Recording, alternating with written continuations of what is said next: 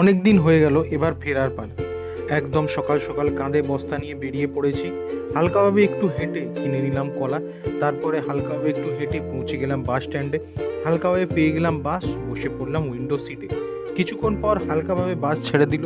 হালকাভাবে হেস্টিং পার করে হালকাভাবে হাওড়া ব্রিজ পার করে পৌঁছে গেলাম হাওড়া। রবিবার বলে তেমন ভিড় নেই। হালকাভাবে হাঁটা লাগালাম টিকিট কাউন্টারের দিকে। প্রচুর রোদ, পেছনে হাওড়া ব্রিজ।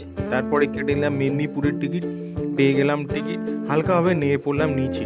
তারপরে আবার ওপরে উঠে হালকাভাবে একটু হেঁটে পেয়ে গেলাম এই 120 বছরের পুরনো এই ঘড়ি। প্রত্যেকবার দেখি, প্রত্যেকবার খুবই সুন্দর লাগে। তারপরে হালকাভাবে পুরো স্টেশনের একটা চক্কর দিয়ে চলে এলাম বড় স্ক্রিনের কাছে। তারপর দেখা এই স্পেশাল ডগিস ভাইয়ের সঙ্গে, সামনেই হালকাভাবে বসেছিল। তারপরে 13 নম্বর প্ল্যাটফর্মে লোকাল দিতে গিয়ে দেখি এই অবস্থা। কিন্তু আমি হালকাভাবে উইন্ডো সিট পেয়ে গেলাম।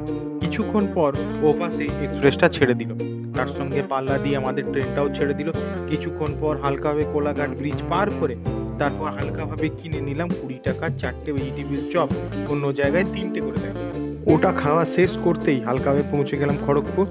আমি তো হেভি রিল্যাক্সে পা ছড়িয়ে বসে আছি, কি করব, ট্রেন তো ফাঁকা।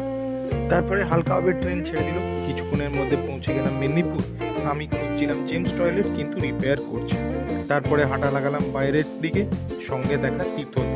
তারপরে ওখান থেকে বাস স্ট্যান্ডে গিয়ে হালকাভাবে বসে পড়লাম ঝাড়গ্রাম যাওয়ার বাসে। বাস ফাঁকা। তার সঙ্গে কিনে নিলাম 10 টাকার ছোলা।